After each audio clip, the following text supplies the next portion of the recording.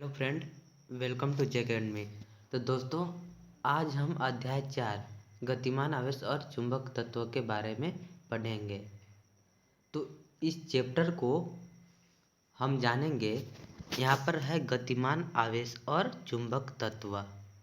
तो इससे यह स्पष्ट चलता है कि गतिमान आवेश यानी कोई जो आवेश है गतिमान हो, और चुंबक तत्व का मतलब होता है कि वैसा पदार्थ जहाँ तक वे मतलब आकर्षण या विकर्षण का गुण होता हो उसे चुंबक तत्व कहते हैं। तो मतलब चुंबक और गतिमान आवेश के बारे में पढ़ना है। तो यहाँ पर देखेंगे, पहला में है चुंबकीय क्षेत्र। तो चुंबकीय क्षेत्र कहते किसको हैं?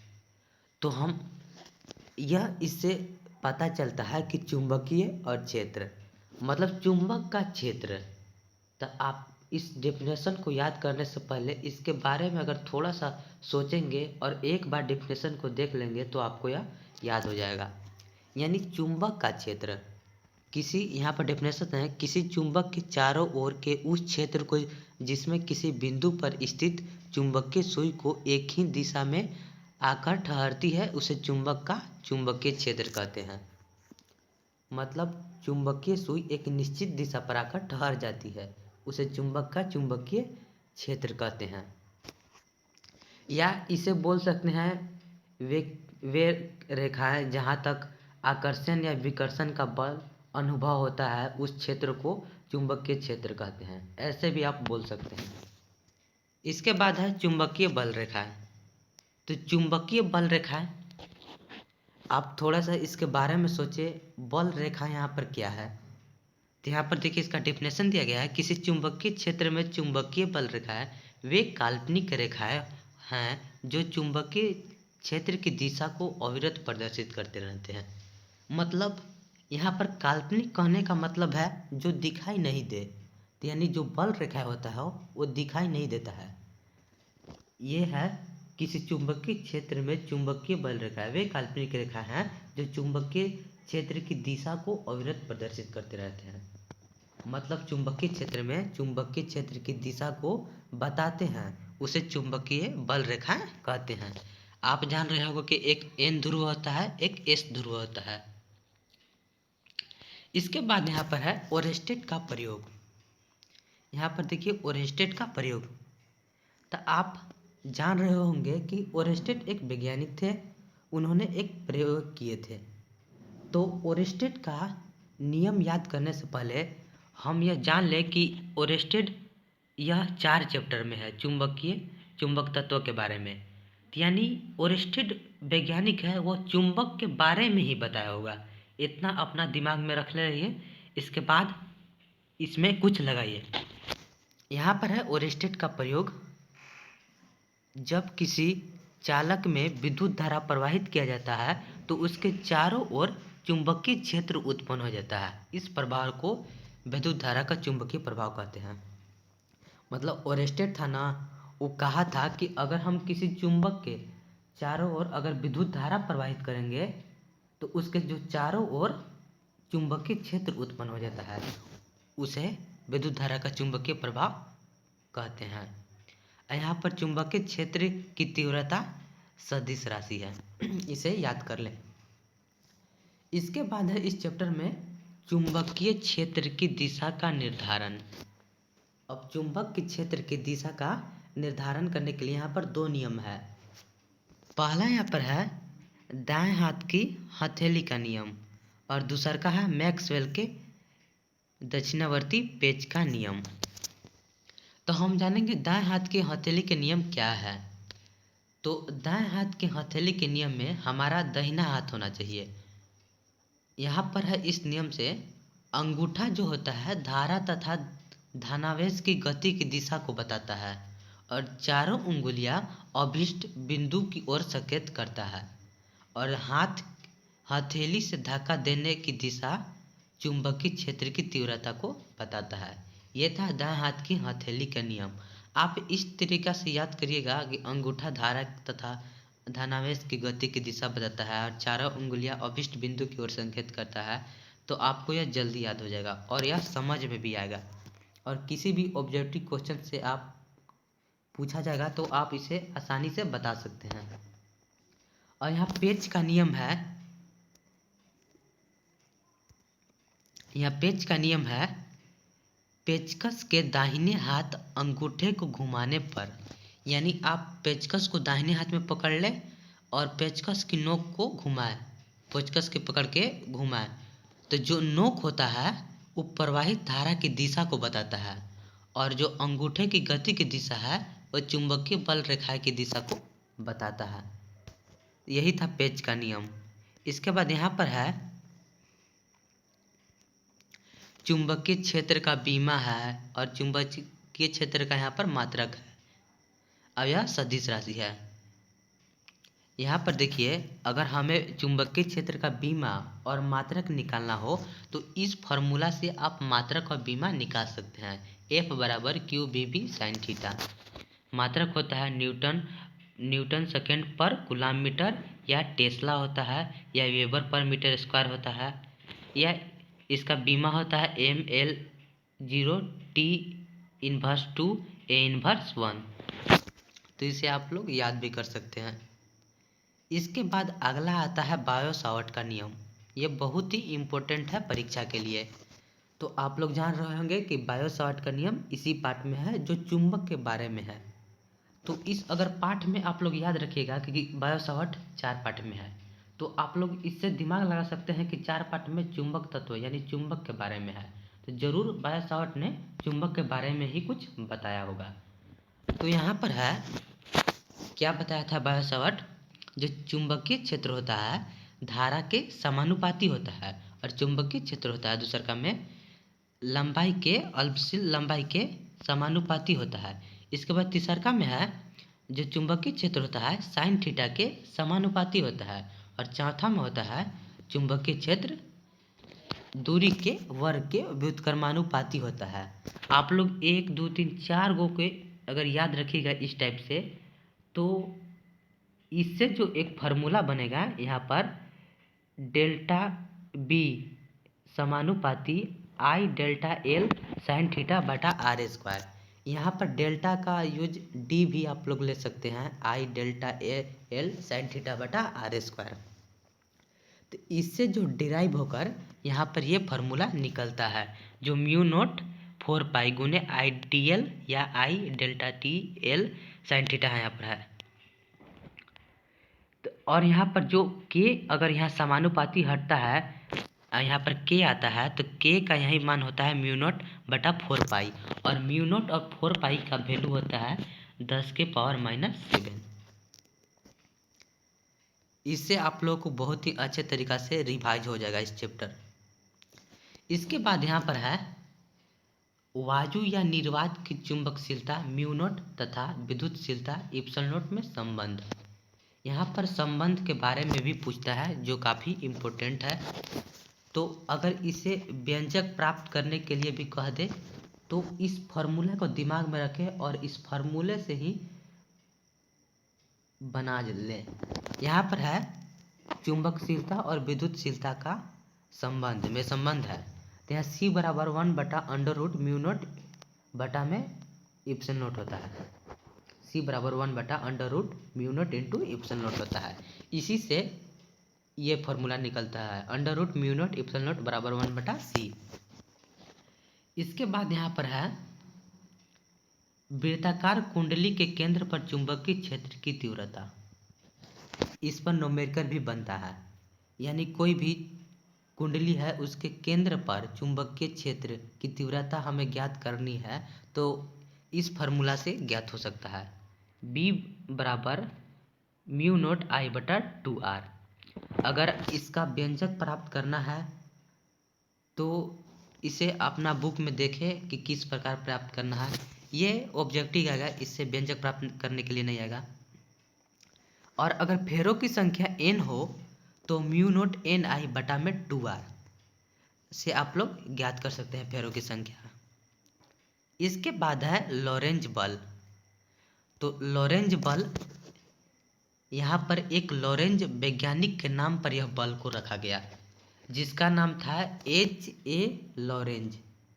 उसके नाम पर यह लॉरेंज बल रखा गया, जो डेनमार्क के निवासी था।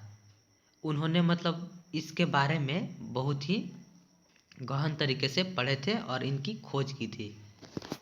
तो यहाँ पर है लॉरेंज बल क्या बताया था कि जब कोई आवेश के कण किसी चुंबकीय क्षेत्र में गति करता है तो उस पर आरोपित होने वाले चुंबकीय बल को लॉरेंज बल कहते हैं। यहाँ पर सीधी सी डिफिनेशन है। इस डिफिनेशन को न याद करके अगर हम इस पॉइंट को याद कर लें तो काफ़ी अच्छा रहेगा। यहाँ पर है इस पॉइंट, यहाँ पर देखिए, यहाँ पर है Q E plus Q B भी साइन थीटा, यानी चुंबकीय लॉरेंज बल होता है विद्युत बल प्लस चुंबकीय बल के योग को लॉरेंज बल कहते हैं। यहाँ पर देखिए, इसी को लॉरेंज बल कहते हैं। तो जो इसी से हमारा फॉर्मूला निकल कर आता है, एफ ई को बराबर होता है क्यू वी और एफ बी बराबर होता है Q B B sine theta. इसी से हमारा व्यंजक प्राप्त होता है लॉरेंज बल का, क्यू ई, क्यू अगर कॉमन ले लेंगे तो E plus Q B B sine theta. इसी से हमारा यह व्यंजक प्राप्त होता है। तो आप मुख्य रूप से ई याद रखेंगे कि विद्युत बल प्लस चुंबकीय बल के योग को लॉरेंज बल कहते हैं। इससे आप व्यंजक को भी याद कर सकते हैं और डिफिनेशन को भी लिख सकते हैं। फिर वहीं यहाँ पर बी एफ बराबर क्यू भी होता है। इसके बाद यहाँ पर है अभिकेंद्र बल और लॉरेंज बल दोनों बराबर होता है। अभिकेंद्र बल का यहाँ पर फॉर्मूला है एम भी स्क्वायर बटा में आर और लॉरेंज बल का आता है क्यू बी। इसी से यहाँ पर एक फार्मूला निकल कर आया, यहाँ पर आर निकालिएगा तो एम भी बटा में क्यू बी आएगा। तो इस फार्मूला पर भी सवाल बनता है। इसके बाद यहाँ पर है आवर्तकाल टी दिया गया है क्यू पाई एम बटा में क्यू बी। इसके बाद है आवृत्ति एन बराबर क्यू बी बटा टू पाई एम। इससे सवाल ज़्यादा नहीं आते हैं, इम्पोर्टेंट ये नहीं है आवर्तकाल और आवृत्ति। यह बहुत ही इम्पोर्टेंट है लॉरेंज बल। लॉरेंज बल को आप लोग याद करिएगा, बहुत ही इम्पोर्टेंट है। इसके बाद है साइक्लो इलेक्ट्रॉन, जो बहुत बार हमारे क्वेश्चन में यह सवाल पूछा गया है। साइक्लो इलेक्ट्रॉन यह मतलब एक युक्ति होता है। यहाँ पर डेफिनेशन को पढ़ ले, इसके बाद इसके बारे में समझे। यह एक युक्ति है जो आवेशित कण की अथवा आयनों की ऊर्जाओं तक त्वरित, यहाँ पर है त्वरित करने के लिए प्रयुक्त होती है। यह मतलब एक मशीन है जो आवेशित कण या आयन को उच्च ऊर्जा में बदल देती है। उच्च ऊर्जा में बदलने के लिए यह मशीन का इस्तेमाल किया जाता है, उसे साइक्लो इलेक्ट्रॉन मशीन कहते हैं। इसके बाद यहाँ जो मशीन है उसका आविष्कार ई.ओ. लॉरेंज एक वैज्ञानिक था जो 1934 में खोज किया था। यह मशीन क्या था, तो यहाँ पर जो मशीन है, तो ये मशीन यहाँ पर है उच्च ऊर्जा वाले आवेशित कणों को प्राप्त करने के लिए किया जाता था। मतलब क्या है, हम यहाँ बताया कि यह उच्च ऊर्जाओं के लिए मतलब बनाया जाता है, मशीन है या उच्च ऊर्जा इसमें बनाया जाता है। तो यही है उच्च ऊर्जा वाले आवेशित कणों को प्राप्त करने के लिए किया जाता था। इसके बाद यहाँ पर है तीसरा का पॉइंट, साइक्लो इलेक्ट्रॉन में अर्जित ऊर्जा बाहर निकलने वाले आवेशित कणों की ऊर्जा कुछ करोड़ इलेक्ट्रॉनों की कोटि की होती है। फिर वही बात कहा गया है यहाँ पर कि बहुत ही बड़े होते हैं, मतलब ऊर्जा बहुत ही अधिक होते हैं, करोड़ों में होते हैं। फिर इसके बाद फिर कहा यहाँ पर कहा गया है इसलिए साइक्लो इलेक्ट्रॉन उच्च ऊर्जा कणों का वोल्टेज स्रोत है। बात वही है, लेकिन आपको अगर ऑब्जेक्टिव न देकर सब्जेक्टिव दे तो उसमें आपको केवल घुमाना है क्वेश्चन को, एक बात को बार बार दूसरे टाइप से उसको घुमाना है। यही होता है सब्जेक्टिव। इसके बाद यहाँ पर है एम्पियर का परिपथीय नियम। यह भी काफ़ी इम्पोर्टेंट है, जो हमारा मॉडल क्वेश्चन में भी यह दिया गया था। तो एम्पियर एक वैज्ञानिक था, आप लोग जान रहे होंगे कि जो धारा की खोज किया था, तो वही था एम्पियर। तो उसने भी कुछ नियम दिया था। तो यह क्या नियम दिया था, चलिए जानते हैं। ये कहा था किसी बंद वक्र के परितः चुंबकीय क्षेत्र की तीव्रता का रेखीय समाकलन उस बंद वक्र द्वारा घिरे क्षेत्रफल में से गुजरने वाले कुल वैद्युत धारा का म्यू नॉट गुना होता है। बात वही है, यहाँ पर इसको याद रख ले, इस व्यंजक को, यानी समाकलन होता है चुंबकीय क्षेत्र और लंबाई के म्यू नॉट और धारा के गुणनफल के। यहाँ पर है रेखीय समाकलन उस बंद वक्र द्वारा घिरे क्षेत्रफल में से गुजरने वाले कुल विद्युत धारा का म्यू नॉट गुना होता है। यहाँ यानी इसी से यह जो लिखा गया है डेफिनेशन, इसी से लिखा गया है। तो आप लोग अगर इस व्यंजक को याद कर लें तो इस डेफिनेशन को लिख सकते हैं। और यहाँ पर जो म्यू नॉट है निर्वात की चुंबकशीलता है। इसके बाद आता है चुंबकीय द्विध्रुव। तो आप लोग पिछले अध्याय में भी पढ़े होंगे, हम बताए होंगे। अगर हमारे पिछले 3 वीडियो अध्याय 1, 2, 3 का वीडियो नहीं देखे होंगे तो हमारे चैनल के प्लेलिस्ट में जाइए, वहाँ पर आपको वीडियो मिलेगा, तो वहाँ से आप लोग देख सकते हैं। तो यहाँ पर है चुंबकीय द्विध्रुव। तो द्विध्रुव यानी डाइपोल, 2 पोल। तो चुंबकीय द्विध्रुव क्या होता है, यहाँ पर कुछ अलग है। एक ऐसी युक्ति है जिसे बाह्य चुंबकीय क्षेत्र में रखने पर वह बल युग्म टॉर्क का अनुभव करती है। मतलब चुंबकीय द्विध्रुव एक युक्ति है जो बाह्य चुंबकीय क्षेत्र में रखने पर वह बल युग्म का अनुभव करती है, उसे चुंबकीय द्विध्रुव कहते हैं। इसके बाद यहाँ पर आता है चुंबकीय द्विध्रुव आघूर्ण। यह काफ़ी इम्पोर्टेंट है और इसे एम से डिनोट करते हैं। चुंबकीय द्विध्रुव आघूर्ण चुंबक के ध्रुव के प्रबलता तथा प्रभावी लंबाई के गुणनफल को चुंबकीय द्विध्रुव आघूर्ण कहते हैं। यानी आप पढ़े होंगे पिछले अध्याय में विद्युत द्विध्रुव आघूर्ण Q/2L होता है। ठीक उसी प्रकार यहाँ पर चुंबकीय द्विध्रुव आघूर्ण है M बराबर M/2L। यहाँ पर M है प्रभावी लंबाई और 2L पिच की दूरी है।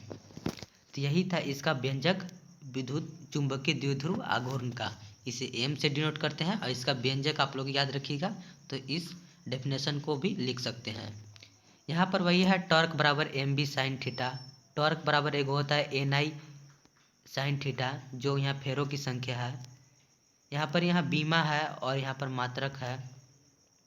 इसके बाद है विशिष्ट आवेश का जो फार्मूला होता है, आवेश बटा द्रव्यमान होता है। अगर विशिष्ट आवेश पूछे क्या होता है तो आप इसे लिख सकते हैं, आवेश और द्रव्यमान के अनुपात को विशिष्ट आवेश कहते हैं। इस टाइप से लिख सकते हैं। तो इस चैप्टर का यही समरी था। तो इसे आशा है कि हमको इससे आप लोगों को बहुत सीखने की मिला होगा और यह चैप्टर रिवाइज हो चुका होगा। तो अगर वीडियो अच्छा लगे तो लाइक, शेयर एवं कमेंट करना ना भूलें। तो वीडियो देखने के लिए थैंक्स। जय हिंद।